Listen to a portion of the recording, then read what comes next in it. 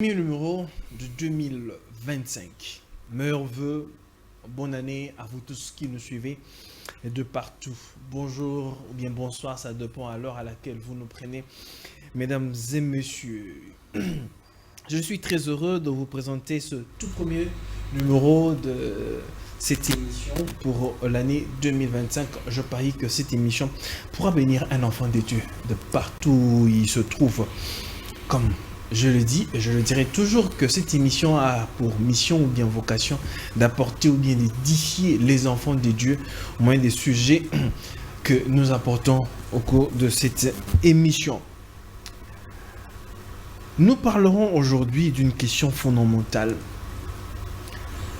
qui se pose tous ces derniers temps, ça fait un bout de temps. Pourquoi les gens quittent le message de Branham ? Pourquoi les gens quittent le message de William Branham aujourd'hui? Nous avons essayé de voir, nous avons essayé de faire nos investigations pour voir qu'en est-il réellement. Et nous avons pu découvrir que la majeure partie ou encore des gens estiment que William Branham n'est pas le prophète envoyé pour ce temps ou bien pour cet âge. Il le rejette. Il dit qu'il n'est vraiment pas celui qui devrait normalement venir. Et beaucoup ont des preuves, selon eux, bibliques, et qui refutent carrément qu'il ne l'est pas. C'est pourquoi beaucoup de gens sont un peu échaudés d'une certaine façon. Avec l'homme de Dieu, nous allons devoir en parler en long et en large avec les Écritures. Comme je l'ai dit toujours, que sur ce plateau, nous nous basons sur la Bible qui est notre absolu. Comme dans l'émission précédente, nous avions parlé de la 7e temps prophétique avec l'homme de Dieu, que vous connaissez très bien, qui nous fait honneur d'être avec nous aujourd'hui, le frère Yvan Ilonga, qui répond à nos questions par rapport au sujet. Je dis bonjour et bienvenue, frère Yvan. Bonjour et heureuse bonne année 2025, mon frère Jules. Très bien, merci. Et pareillement. Alors, comme je l'ai dit dans mon prélude, que nous allons parler de pourquoi les gens quittent le message de William Branham aujourd'hui. Alors, comme il y a une question et, par rapport aux recherches que nous avions pu mener, que c'est parce que ils ne croient pas que William Branham a été celui qui devrait normalement être envoyé pour cet âge ici. Éclairez-nous, homme de Dieu. Ok. Écoutez l'introduction de l'émission telle que vous avez posé le problème auquel l'émission se propose de répondre et la réponse que vous avez dégagée de l'ensemble de ce qui s'est dit, ce qui se donne comme raison de la part de ceux-là qui sont en train de quitter aujourd'hui le message. Il ressort évidemment le doute sur la qualité de l'homme William Branham comme prophète messager, tel que nous l'avions présenté dans la dernière émission où nous avons parlé du 7e temps prophétique. Je voudrais partir du fait d'abord que si ces gens-là quittent, c'est que pendant un certain temps, ils ont cru. Et ma question, et celle qui va fonder d'ailleurs ma réflexion, c'est de savoir, ils avaient cru que William Branham était ou est le messager prophète du 7e âge de l'Église, sur quelle base? Parce que si quelqu'un dit qu'il quitte, c'est qu'il y a un temps où il a cru. Et pendant qu'il croyait là, sa foi était établie sur quelle base pour qu'aujourd'hui, il puisse quitter. Et ceci m'amène à introduire donc mon propos avec la lecture d'une portion de l'Écriture dans l'épître de Paul, la première aux Corinthiens, au chapitre 2, où Paul attire notre attention sur le fondement de notre foi. Lui qui était, en tout cas, comme tous les chrétiens l'admettent, l'apôtre, prophète que Dieu a envoyé pour amener l'évangile vers les nations. Alors écoutez comment il présente le problème ici. Au chapitre 2 de 1 Corinthiens, il dit ceci. Pour moi, frère, lorsque je suis allé chez vous, ce n'est pas avec une supériorité de langage ou de sagesse que je suis allé vous annoncer le témoignage de Dieu. Je note que quand il parle de l'évangile qu'il est venu prêcher, il présente ça comme le témoignage de Dieu. Okay. Et dans cette émission, je vais souligner particulièrement cet aspect des choses. C'est que quand Dieu envoie un homme qui vient parler de sa part, cet homme vient comme témoin. Okay. C'est quelqu'un qui ne vient pas seulement dire des choses puisqu'il les a lues ou apprises de quelqu'un, mais c'est parce qu'il a été en contact avec une réalité. Okay. C'est pourquoi Paul parle du témoignage de Dieu. Là, il vient témoigner les choses auxquelles il a vécu. C'est-à-dire qu'il présente la parole de Dieu telle qu'il l'a vécue, telle qu'elle lui a été présentée, révélée. Très bien. Alors, il continue au verset 2 en disant « Car je n'ai pas eu la pensée de savoir parmi vous autre chose que Jésus-Christ et Jésus-Christ crucifié. Moi-même, j'étais auprès de vous dans un état de faiblesse, de crainte et de grands tremblements. » Écoutez maintenant le verset 4.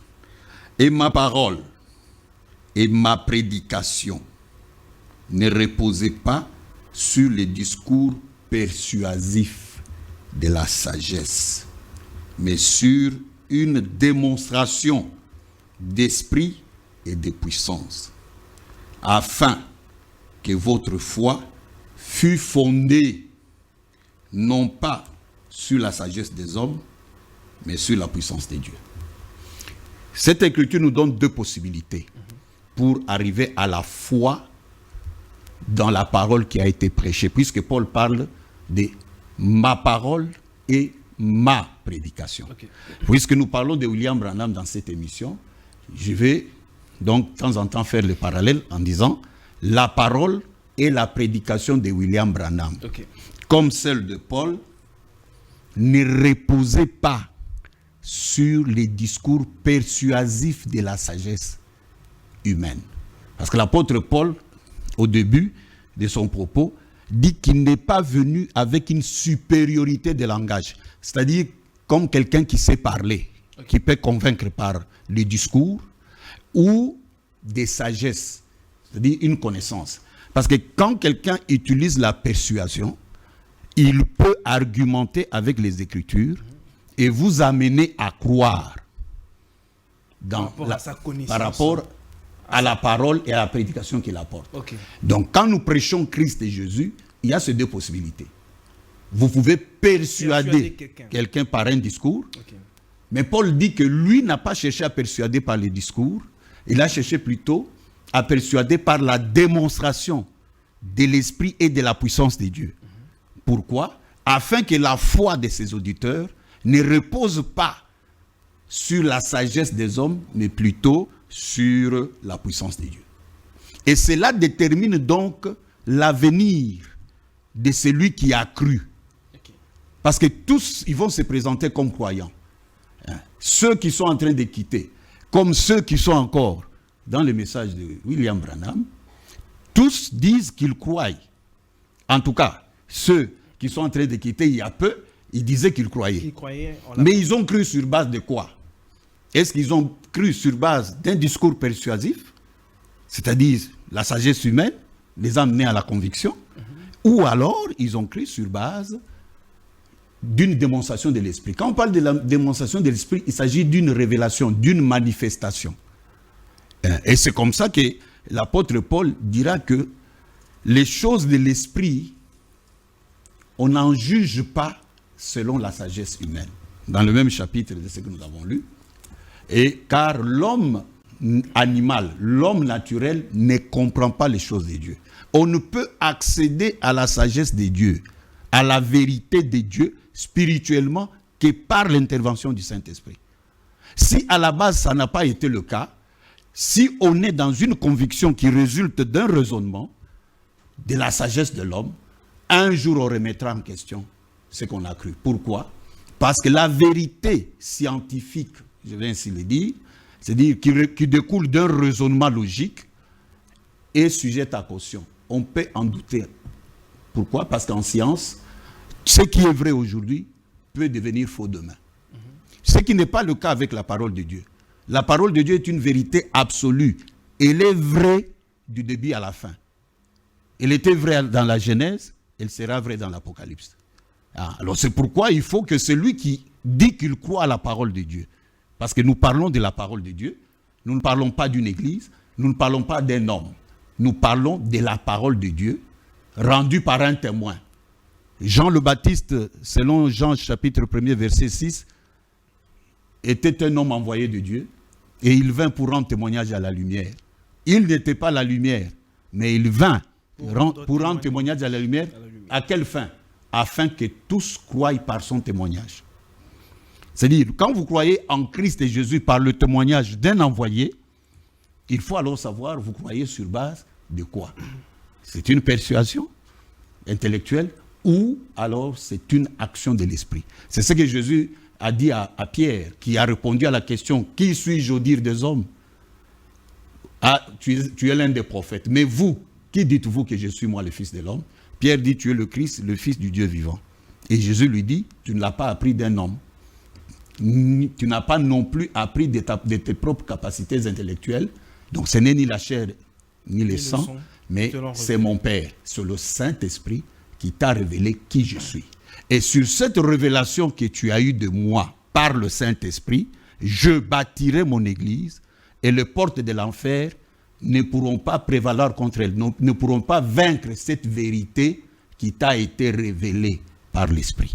C'est pour dire que si quelqu'un, au départ, accède à la vérité, par la révélation, à la connaissance d'une vérité et croit en cette vérité, il ne peut pas demain remettre ses noms. Okay. Mais si j'ai accédé par un discours persuasif, demain, je peux me poser des questions. Est-ce que c'était vraiment lui? Faites attention, parce que même Jean le Baptiste, qui a présenté Jésus-Christ, quand il a vu comment Jésus opérait, alors qu'il lui l'avait présenté comme celui qui avait son vent en main, qui venait avec la cognée, qui devait couper les arbres, et il allait mettre le grain dans le grenier, et la paille brûlée au feu, il présentait les juges. Alors que Jésus était venu pour la grâce. Okay. Alors quand il a vu qu'il opérait comme un faible, dans sa prison, il a posé la question. Posez-lui la question, est-ce que c'est lui ou nous devons en attendre quelqu'un d'autre? Et le Seigneur a démontré Ésaïe 35 pour amener Jean à croire qu'effectivement, il était celui qui devait venir, mais il manifestait notre écriture avant de manifester. Donc c'est normal qu'un homme se pose des questions, mais la base ne peut pas bouger si c'est l'esprit qui l'a établi. Donc, j'aimerais ici commencer par dire que s'il quitte, c'est parce qu'au départ, ils n'avaient pas cru. Ils n'avaient pas cru. Et nous allons le voir avec Jean 6, Jésus-Christ. Les gens l'ont quitté aussi. Et il a dit qu'il savait dès le départ qui croyait. Et qui ne croyait pas. Et qui ne croyait, et qui allait le livrer. Donc, c'est une question très pertinente et très profonde, très cruciale, je voulais dire, que d'aborder ces sujets tels que nous l'abordons, puisqu'il n'est pas question ici de fanatiser autour d'un homme. Il est question ici de réfléchir sérieusement sur la parole de Dieu. Donc, pour commencer, voilà comment j'explique le phénomène. Pourquoi les gens... Ils ont cru. Alors, j'aimerais prendre quelques témoignages. Très bien. De ceux qui ont cru ou de ceux qui ont côtoyé. Je ne vais pas parler de ceux qui ont cru, je vais parler de ceux qui ont côtoyé William Branham et qui ont parlé de ce que Dieu a fait avec lui. Très rapidement, ici j'ai en main la biographie de William Branham et à la couverture du verso là, on a donné 4 extraits des témoignages des contemporains de William Branham que je veux lire. La première déclaration ou le premier extrait est tiré de l'introduction du livre William Branham, un homme envoyé de Dieu, de Gordon Lindsay, qui est très connu dans le milieu pentecôtiste. Qu'est-ce qu'il dit dans son livre? Je cite: L'histoire de William Branham est tellement hors de ce monde et au-delà de l'ordinaire que si l'on n'était pas en présence de preuves infaillibles, documentant et attestant son authenticité, on pourrait justifier quiconque considère son récit exagéré et incroyable. Mais les faits sont si bien connus et d'une telle nature, pouvant plutôt être si facilement vérifiables par tout examinateur sincère, qu'il demeure un témoignage de la ferme intention divine de vouloir se révéler à nouveau aux hommes, comme il a déjà fait au temps des prophètes et des apôtres. L'histoire de la vie de ce prophète, car il est prophète, même ce terme est peu commun, témoigne en effet de la réalité que les jours bibliques sont à nouveau ici. Là, c'est Gordon Lindsay. Je cite simplement les témoignages, je ne commente pas les témoignages. Le deuxième témoignage est tiré du journal Full Gospel Men of God, paru en février 1961, de Thomas R. Nickel. L'extrait dit ceci. Au temps biblique, il y avait des hommes de Dieu qui étaient des prophètes et des voyants. Mais de tous les écrits sacrés, aucun ne semble avoir eu un plus grand ministère que celui de William Branham. Un prophète et un voyant, dont la photo apparaît sur la couverture de cette parution, la voix des hommes du plein évangile. William Branham a été utilisé de Dieu pour ressusciter les morts dans le nom de Jésus. Le troisième extrait, c'est celui de David Edwin Harrell, Jr. tiré de son livre « All Things Are Possible ». L'extrait dit ceci. La majorité de ceux qui ont participé au réveil de la guérison, qui fit irruption en 1947, considèrent William Branham comme étant son initiateur. William Branham devint un prophète pour sa génération. Soir après soir, devant des milliers de croyants stupéfaits, il discernait les maladies des malades et le prononçait guéri. La puissance de réunion de William Branham demeure légendaire et inégalée dans l'histoire du mouvement charismatique. Fin de citation. La dernière, c'est celle de Maurice Rouleau, tirée de l'introduction de son livre intitulé Wind Over the 20th Century. Il dit ceci. Dieu appela cet homme humble, oignit son ministère à un tel degré qu'en moins de quelques courtes années, son nom fut connu jusque dans le fond de la jungle.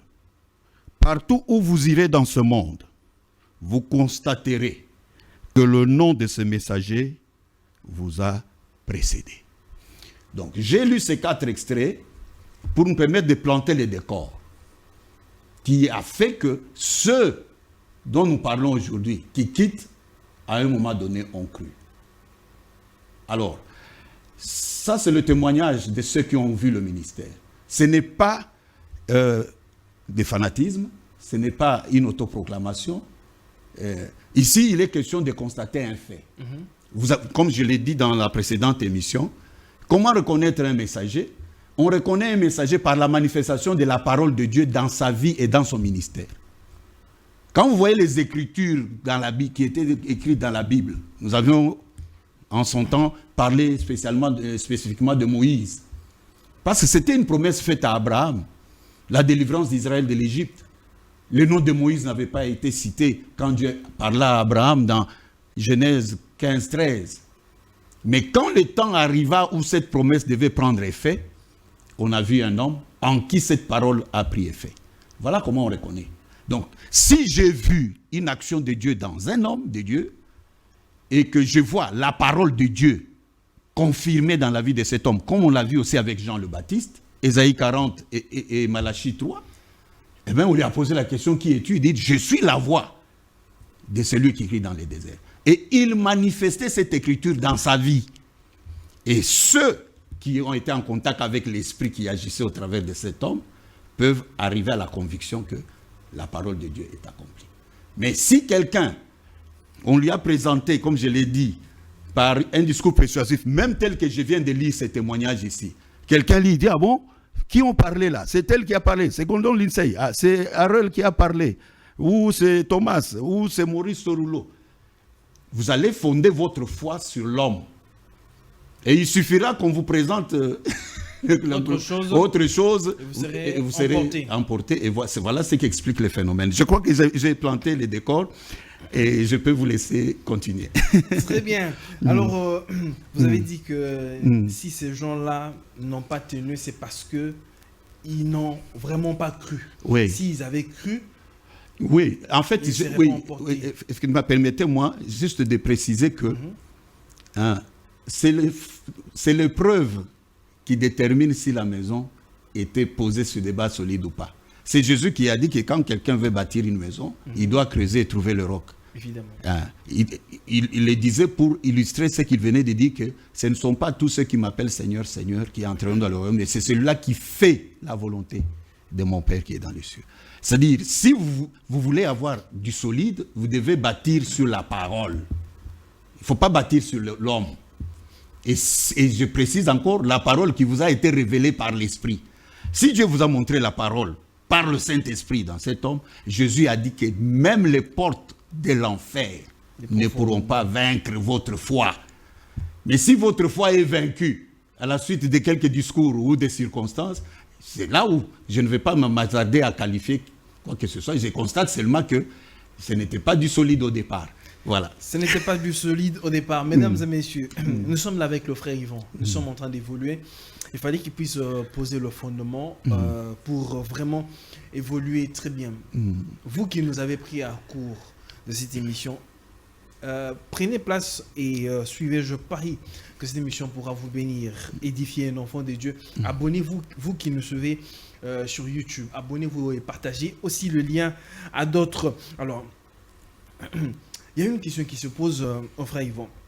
Quelles sont les vraies raisons? Parce que là, vous venez de dire que en réalité, la personne n'a vraiment pas cru. Quelles sont les vraies raisons pour lesquelles les gens quittent le message aujourd'hui? Ok. Les vraies raisons, bon, nous allons en évoquer 3 qui ressortent, puisque nous avons, dans votre introduction, eu la première réponse. C'est parce que si les gens quittent, c'est parce qu'ils ne croient plus. Parce qu'ils ne croient plus que cet homme-là est ce qu'ils avaient cru qu'il était. Il n'est pas le messager, prophète, promis pour le 7e âge de l'Église. Alors, puisque leur foi a été remise en question, alors ils ont des raisons. Et la première, c'est en rapport avec les preuves scientifiques. Je vais parler des photos. Donc, et principalement de 2 photos. Nous avons la photo qui est apparu en 1963 dans un journal, le Life Magazine, à laquelle William Branham s'est beaucoup référé pour présenter la réalité spirituelle de ce qu'il avait vécu. Et puis, nous avons la photo de janvier 1950 à Houston, qui a été prise au cours d'un débat où William Branham était contesté. Ça sera je vais évoquer cette première raison. Deuxième raison, nous allons en venir, c'est en rapport avec les doctrines. Il y en a qui ont trouvé que les doctrines de William Branham ne tenaient pas dans la Bible. Et troisième raison, nous aurons les visions non accomplies. Donc, nous allons parler autour de ces 3 axes. Très bien. Alors, commençons par notre premier axe. Notre premier axe. Alors, il est question ici d'identifier, parce que la photo, que ce soit celle de 63 ou celle de 1950, que les gens voient très souvent, je ne sais pas si je pourrais rapidement, pendant que je parle, retrouver la page ici pour pouvoir parler avec l'image.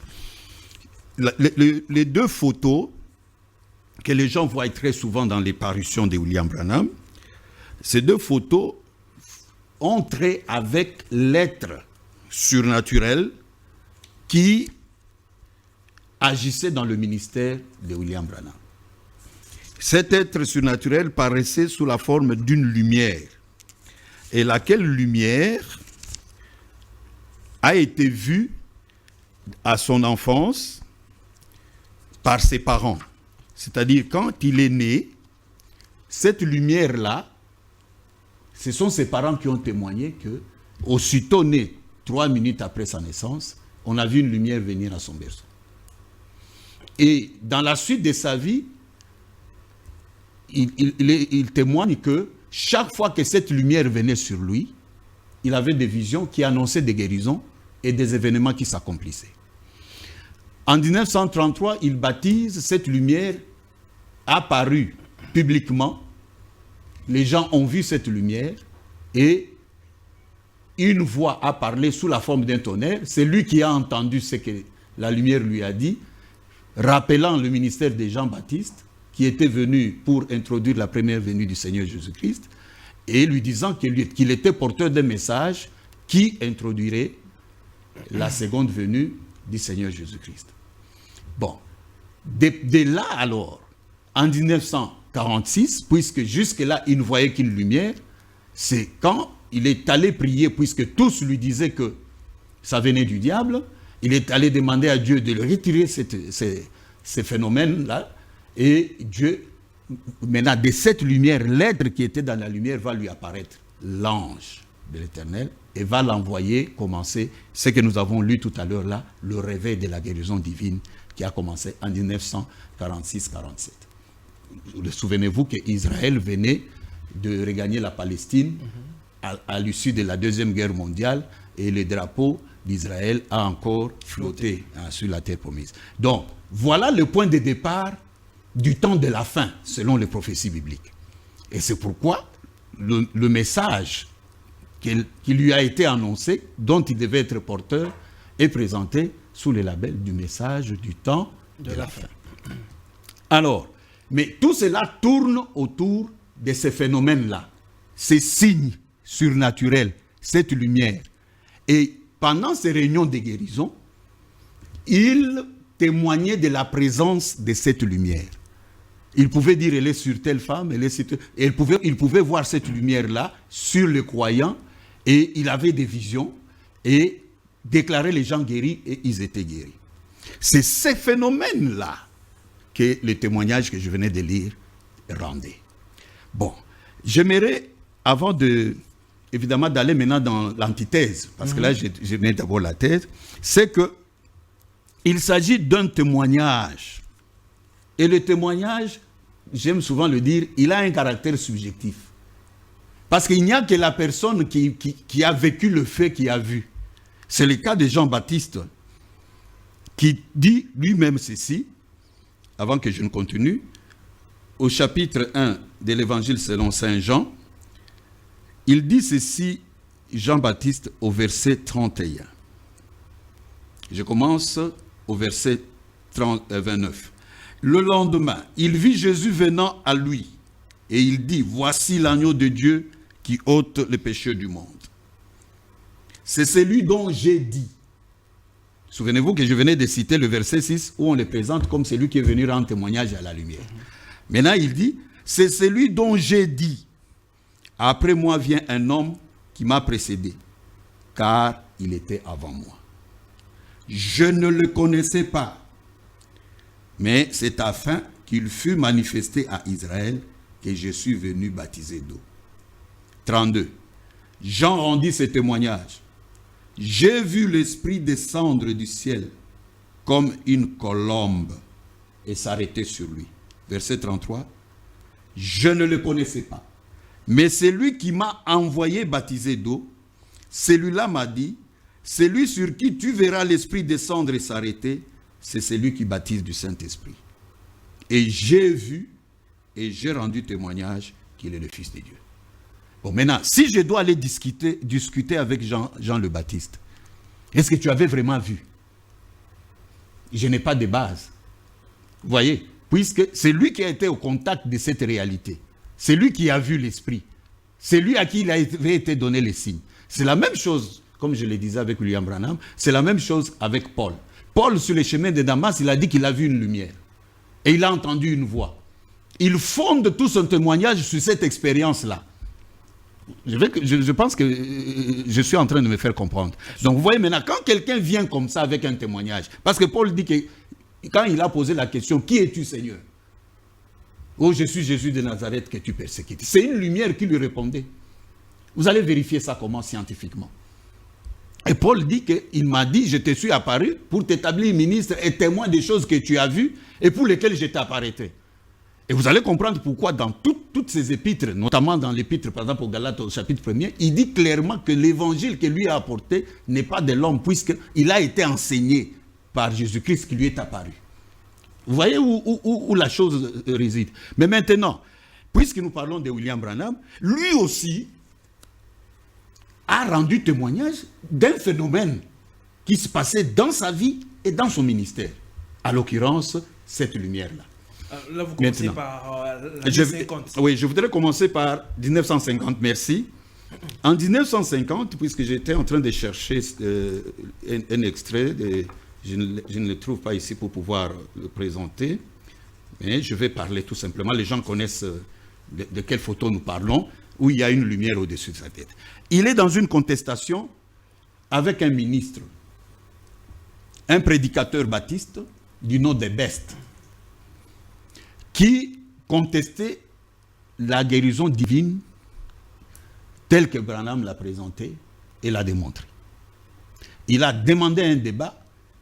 William Branham a refusé de débattre. Et c'est le docteur F.F. Bozoff, qui était organisateur des campagnes de Branham, qui va demander à William Branham de les laisser aller débattre. Et Branham lui dira, allez-y, mais ne faites pas de querelle. Pourquoi? Parce que dans tout le cas, c'est Dieu qui parle au cœur de l'homme. Ce n'est pas le débat qui va... Si quelqu'un est convaincu à la suite d'un débat, c'est la persuasion humaine, comme je l'ai dit en début de... Mais quand Dieu a parlé au cœur d'un homme, l'enfer ne peut pas retirer cette vérité-là de son cœur. Et Branham laisse Bozoff aller débattre. Bozoff présente toutes les promesses sur la guérison divine pour montrer que la guérison divine fait partie de l'expiation au même titre que le pardon des péchés. À la fin, l'homme la pointe il met un point pratiquement vers le nez de Bozoff. Il avait amené des photographes. Il dit, faites-moi des photos. Et on fait 7 photos. Il y a eu 6 d'abord par rapport à eux. Et la 7e photo a été faite quand Bozoff, à la fin du débat, demande à Branham, qu'il avait rejoint finalement dans la salle, de venir faire la prière. C'est comme ça que Branham dira à Best, il dit non, toi tu prêches pour le salut des âmes, on ne t'appelle pas sauveur divin. Moi je prie pour les malades, je ne suis pas guérisseur divin pour autant, puisque je crois simplement dans ce que la Bible a dit en rapport avec la guérison divine, et c'est ça que je présente, et amène les gens à croire, et ils ont des résultats. Donc, qui ont cru? 300 personnes ont levé la main. Il dit non, tu les as sourdoyés.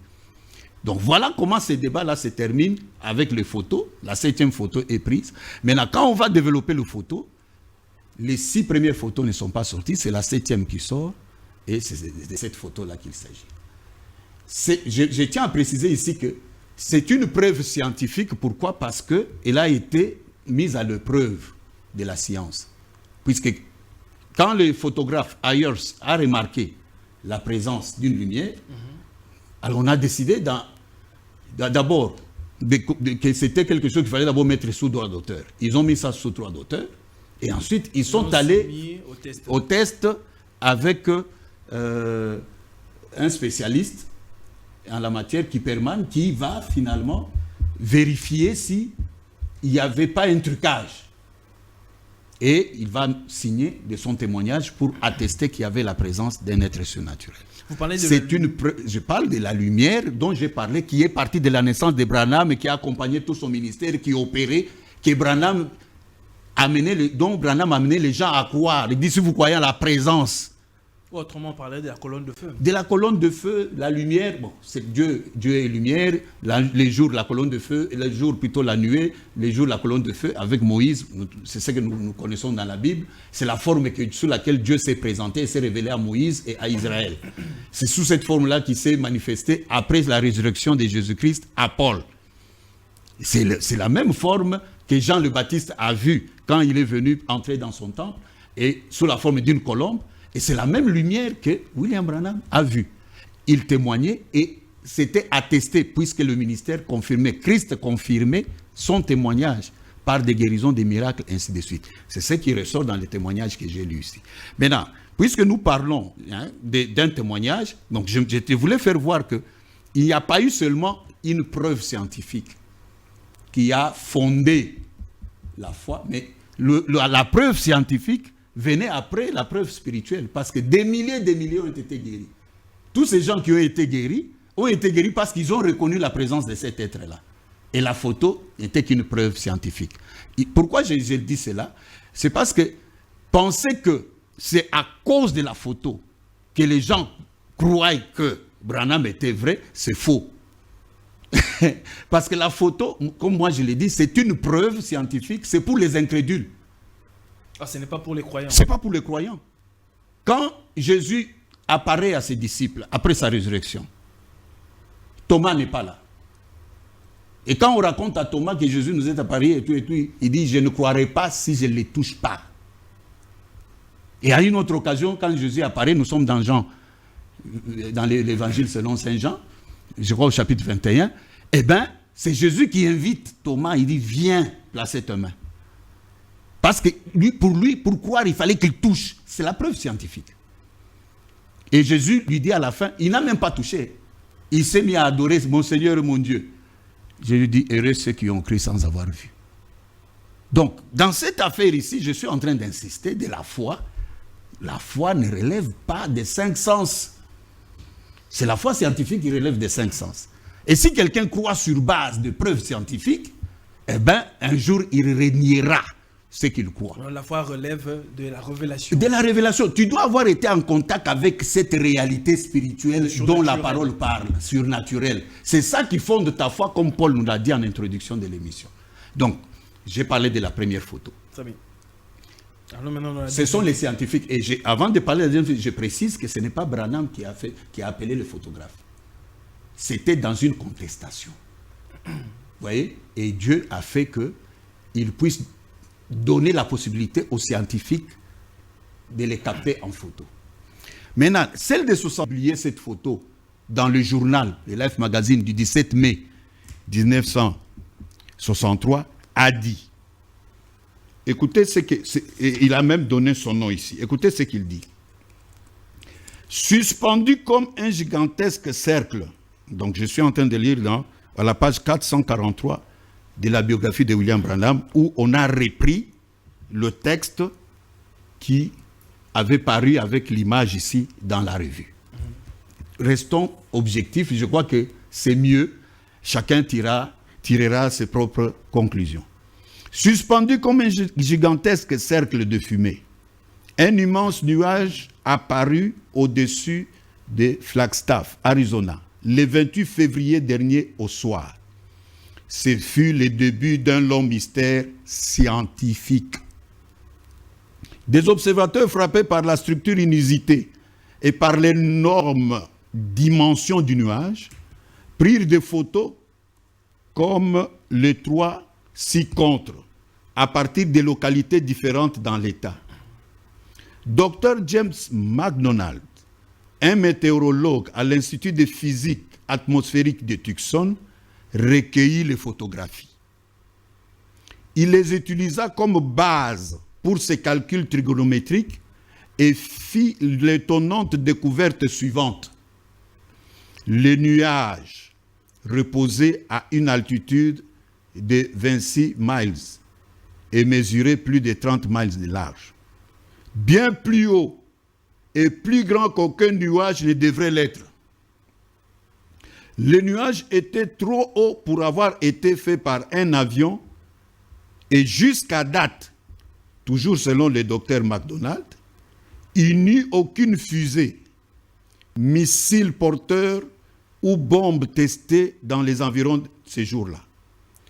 Il invite tous ceux ayant en leur possession des photographies de les lui prêter afin de lui fournir de nouveaux indices quant à ces fameux nuages de 26 miles de haut.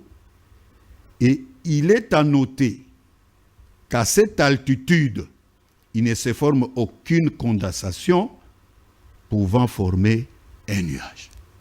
Ici, c'est un scientifique qui a collectionné des photos et qui s'est mis à s'interroger et à étudier ces phénomènes. Et c'est lui qui a publié ça dans les journaux. OK. Maintenant, quel rapport avec William Branham? Hein? C'est la question qui se pose. Le rapport avec William Branham, c'est que William Branham, ici nous sommes, l'apparition, il dit que ça a été observé le 28 février. Le 28 février. OK. Le 22 décembre 1962, William Branham est visité dans sa chambre. Il a eu une vision. Il voit dans la vision qu'il était en Arizona, dans la région dont on parle là. Et qu'il était en train de retirer un gratteron de son pantalon. Et du coup, il a vu d'abord des petits oiseaux en forme de pyramide qui ont volé ensuite, et puis des colombes, et puis il y a eu une déflagration, comme un coup de tonnerre, qui a provoqué un tremblement de terre, et le temps de relever la tête, il a vu alors en 7 points des anges qui venaient, il dit 5 ou 7, et ces anges sont venus, ça c'est la vision d'abord, et l'ont emporté, et ensuite on l'a déposé. Rien ne lui a été dit. Mais il a constaté seulement que sa colonne vertébrale, il avait perdu toute sensibilité. Dans la vision. Ça c'est la vision. Okay. Alors, il s'est préoccupé maintenant de ces coups de tonnerre-là. Alors, il a commencé à penser que c'était sa mort. Il a attendu l'interprétation de la vision n'est pas venue. Et c'est comme ça qu'il va faire une tentative d'interprétation avec la prédication « Messieurs, est-ce le signe de la fin ?» Maintenant, nous sommes le 30 décembre 1962. Il prêche cette prédication-là en s'interrogeant sur les phénomènes avec une écriture à l'appui, Apocalypse 10, du verset 1er au verset 7, où il est parlé de l'ange puissant au verset 1 qui descend et du 7e ange au jour duquel le mystère de Dieu s'accomplirait. Nous y reviendrons dans une autre émission. Alors, il dit alors, si je n'ai pas eu l'interprétation de la vision tout de suite, c'est que c'est l'écriture qui va interpréter la vision, ou alors l'écriture sera l'accomplissement de la continuité de la vision.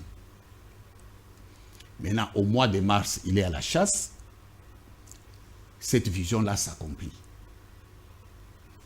Il était en train de retirer effectivement un gratteron de son pantalon et ces anges sont venus, l'ont pris comme il avait vu dans la vision et vont lui donner l'ordre maintenant d'aller prêcher les 700.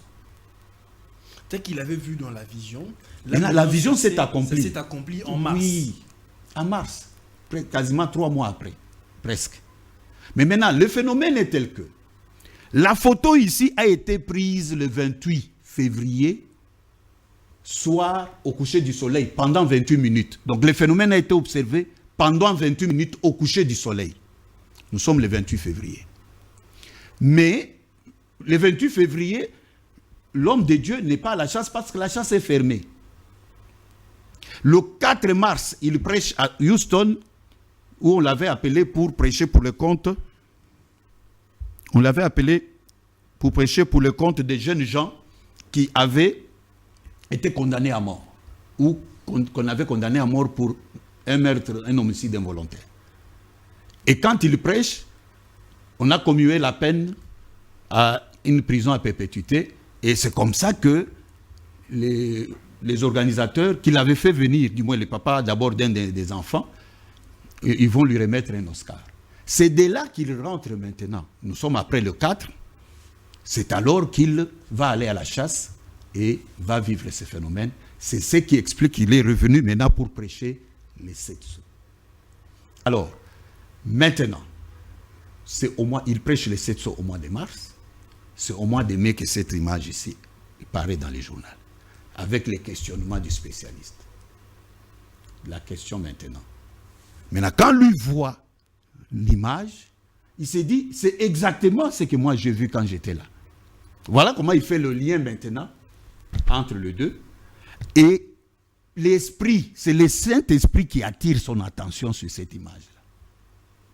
Maintenant, le problème, c'est que les gens qui raisonnent, les gens de la persuasion, ils disent, mais non, mais il n'était pas à la chasse le 28. Ça pose problème, cet aspect-là. C'est pourquoi j'ai dit que les choses de Dieu, il faut les approcher avec l'esprit, pas avec l'intelligence. Comment vous allez comprendre que quelqu'un n'a pas été à la chasse ces jours-là? Le phénomène a eu lieu le 28. Mais maintenant, quand lui va vivre l'accomplissement de la vision, il vit le même phénomène qui a été photographié le 28. Maintenant, le même Dieu qui traite avec lui, lui dit, tu vois, ce que tu as vécu là, c'est ça, sur la photo. C'est pourquoi il fait le lien avec la photo. Maintenant, si quelqu'un prend la photo ici, avec les arguments scientifiques, comme c'est le cas aujourd'hui, pour dire, ah non, d'ailleurs, il n'était même pas là, et puis voilà, donc c'est faux, et puis il annule pratiquement le message. Il quitte la foi. Et c'est ce qui explique que les doctrines qu'il a prêchées ont été remises en question.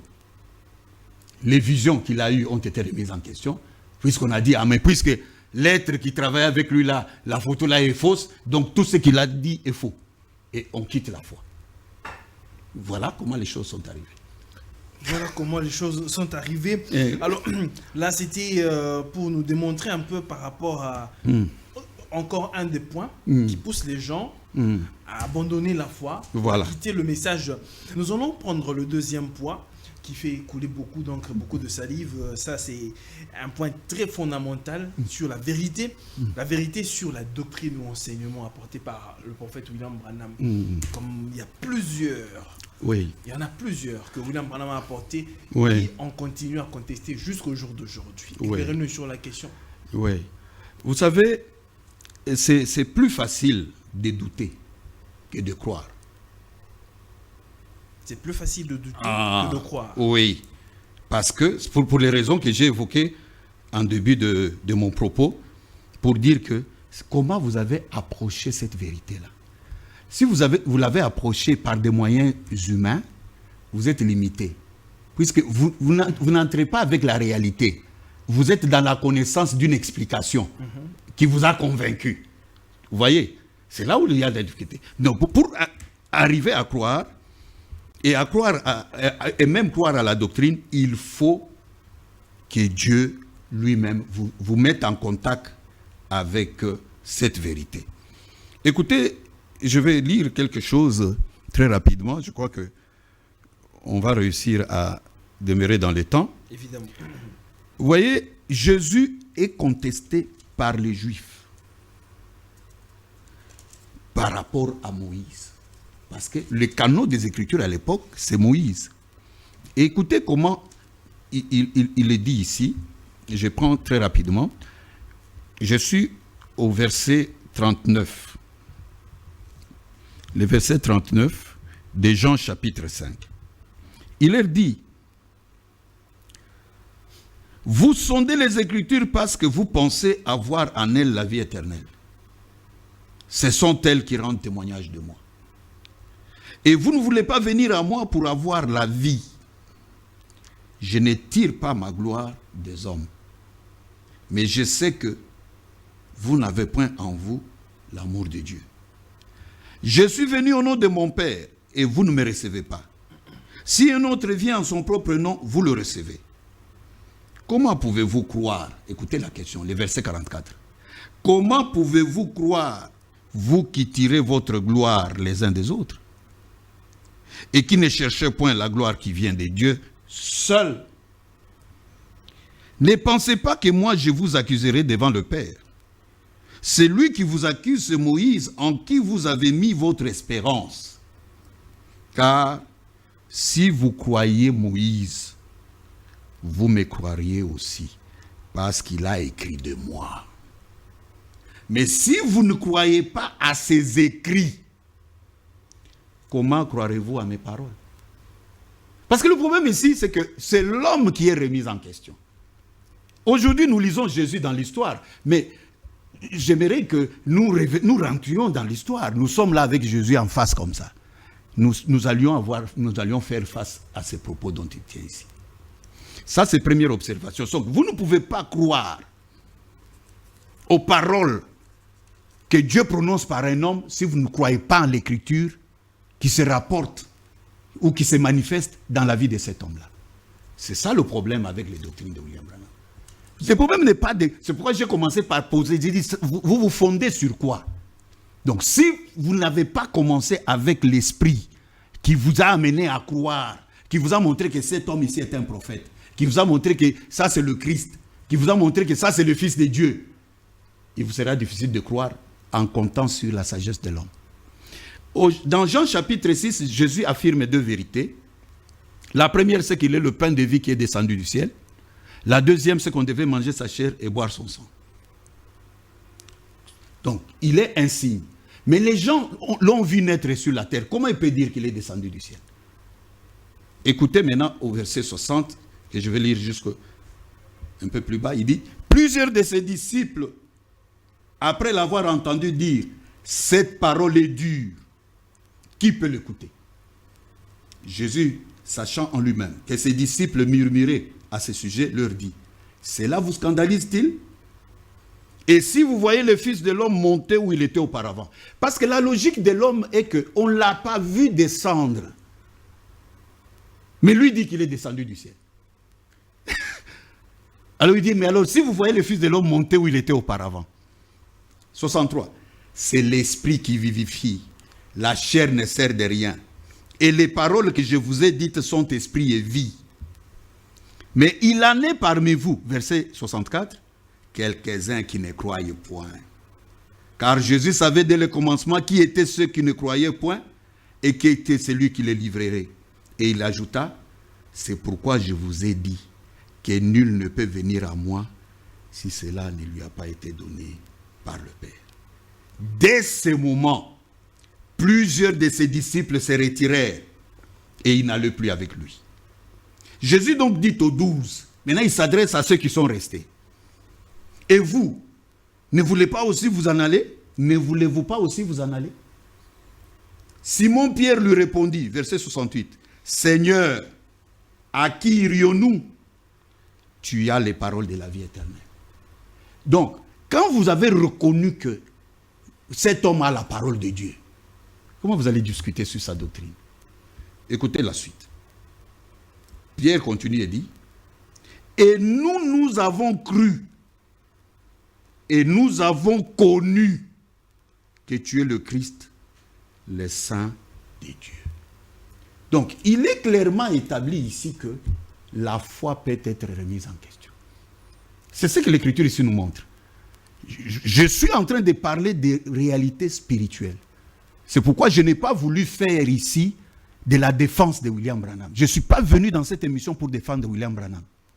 Mais je suis venu dans cette émission pour montrer qu'il y a des bases sur lesquelles on doit se fonder pour pouvoir apprécier d'une réalité spirituelle. Vous voyez Dieu en train d'utiliser un homme. Vous devez vous poser la question, mais qu'est-ce que Dieu veut nous dire? C'est un signe qui doit avoir une voix. Jésus a dit à ceux qui avaient vu ces miracles à Capernaum et dans d'autres villes, il a dit que si les miracles ici avaient été accomplis à Sodome et Gomorrhe se seraient repentis. Parce que ces gens n'ont pas compris pourquoi le miracle. Dieu ne fait pas les miracles pour faire un spectacle. Quand vous voyez Dieu utiliser, comme nous avons lu dans les témoignages de ces hommes de Dieu ici, vous voyez un homme qui n'a pas étudié, qui n'a même pas fini l'école primaire. Aujourd'hui, on parle de lui dans le monde entier. Vous pensez que c'est un fait banal déjà qu'on parle de cet homme-là? Il n'y a pas seulement le fait qu'on parle de lui, mais il y a des évidences que Dieu a utilisé cet homme-là. Et quand Dieu utilise un tel homme, quel est le message qu'il nous envoie? Cet homme est un témoin de Dieu.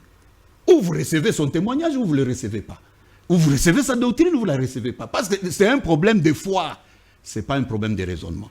Donc, voilà un peu, c'est la même chose aussi avec les visions. Je prends les visions rapidement pour nous permettre de conclure. Très bien. Et quand vous prenez les visions, j'en ai entendu qui disent, il a dit que Jésus va venir en 1977 et Jésus n'est pas venu en 1977. Là encore, c'est un problème d'honnêteté et, je vais dire, d'approche. Je peux même vous ajouter encore je vous en prie. Un deuxième. On prenait par exemple par rapport à la prophétie de... Vous avez pris la prophétie de la fin du monde 1977. Et puis on prend encore par rapport à l'engloutissement de la Californie, où William Branham avait dit que la Californie ne coulerait pas avant que Billy Paul ne soit vieille, ainsi de suite. N'allons pas là-bas d'abord. Je veux qu'on reste sur est-ce que c'est accompli ou pas. Okay. C'est ça, non? Parce que ici, l'idée c'est de dire, excusez-moi parce que je veux qu'on fasse bonne gestion des minutes qui nous restent. Très bien. Ici, la première chose c'est de dire que les choses là, les visions, qui les a vues? Parce qu'un prophète, selon la Bible, c'est Samuel 9:9, c'est un voyant. C'est un homme qui est né pour voir des visions. Ça c'est un. De deux, quand il voit la vision, sa responsabilité c'est de dire ce qu'il a vu. Et de trois, c'est celui qui lui a montré ce qu'il a vu, qu'il lui a dit, à qui revient la responsabilité d'accomplir. La responsabilité d'accomplir une vision ne revient jamais à un prophète. Qui m'accorde nous juste 5 minutes pour chuter. La responsabilité de l'accomplissement d'une vision ne revient jamais à un prophète. Mais la responsabilité du prophète consiste à dire ce qu'il a vu. Lisez le livre du prophète Amos. Il dit, moi je ne suis pas prophète. Mais si l'Éternel parle, qui ne prophétisera pas? Moi j'ai vu la vision, j'ai dit ce que j'ai vu. Et William Branham, pour revenir au chapitre, a vu cette vision successive en 1933, qu'il a rendue en rapport avec Mussolini, qui envahirait l'Éthiopie, et qui, après avoir envahi l'Éthiopie, revenant chez lui, va finir par une mort honteuse. Cette vision s'est accomplie. La deuxième vision, c'est Hitler, qui entraîne le monde dans une deuxième guerre mondiale, les États-Unis qui vont d'abord être battus à Maginot, à plate couture par l'Allemagne, avant que Roosevelt, qui va décider finalement d'impliquer les États-Unis dans la guerre, il a même vu qu'il ferait 4 mandats. Et la fin de Hitler qui se terminerait par une mort honteuse. Troisième vision, les trois ismes qui émergeaient dans le contexte de cette guerre-là, le fascisme, le nazisme et le communisme, les deux autres ismes seront engloutis par le communisme. Le communisme a vaincu, la Russie, on a effacé le fascisme. Ça a été accompli. Quatrième vision, le progrès scientifique couronné par une voiture avec radar sans guidon. Ces voitures existent aujourd'hui et sont intelligentes. Il y a quelqu'un qui m'a appelé pour me dire que Nostradamus avait aussi prophétisé sur ça. Écoutez, vous savez le problème c'est quoi? Les incrédules vont dans ces rapports-là. C'est pourquoi j'ai voulu insister sur le fait que quand vous avez affaire à un témoin, le témoin vous dit ce qu'il a vu. Okay. Vous allez discuter. Lui dit, moi j'ai vu seulement, j'ai dit ce que j'ai vu. Maintenant, vous discutez sur quelle base? Il a dit ce qu'il a vu et on a vu le progrès scientifique. Il a vu la déchéance des femmes qui vont se déshabiller jusqu'à s'habiller tel que s'habiller ici. Le vote des femmes, il a vu ça. Et il a vu qu'on élirait quelqu'un qu'il ne fallait pas élire. On a eu l'élection de Kennedy. Le premier président catholique qui a été élu aux États-Unis, un pays protestant. Et il a vu la sixième vision, j'ai parlé de la cinquième, les femmes, l'immoralité des femmes. La sixième vision, c'est une femme qui prend le pouvoir aux États-Unis d'Amérique. Et il a dit, c'est soit une femme, littéralement, soit ça sera l'Église catholique. Là, il a suppité, il n'a pas interprété la vision. Il a supposé. Je veux vraiment que nous fassions très attention. L'apôtre Paul nous a appris ça. Quand il dit, ce n'est pas le Seigneur, c'est moi, il précise que c'est moi, ce n'est pas le Seigneur. Et William Branham a fait la même chose. Ce n'est pas le Seigneur, c'est moi. Il fait des pronostics. Et enfin, la dernière vision, la destruction des États-Unis. Alors, quand il a vu les 5 premières visions s'accomplir, lui étant vivant, et qu'il en restait 2, comme il avait dit déjà en 1933, il a dit, je pense que toutes ces visions seront accomplies d'ici 1977. C'est de là que vient l'idée. C'était même pas en termes d'enlèvement, il parlait de la fin, parce qu'il a vu la destruction des États-Unis. Bon, la chose n'est pas encore accomplie. La chose n'étant pas encore accomplie, ça n'annule pas la véracité des faits, puisque les autres se sont accomplis. Quand Ésaïe a dit une vierge concevra, il y a eu 800 ans pour que ça s'accomplisse. Il y a des prophéties que Jésus a dites qui ne sont pas encore accomplies, mais qui vont s'accomplir. Ce n'est pas parce que ce n'est pas encore accompli que ça devient faux. Et ce n'est pas parce qu'il avait fait un pronostic par rapport à la rapidité de l'accomplissement des choses que ça annule ce qu'il a vu. Non. C'est pourquoi je dis faisons très attention.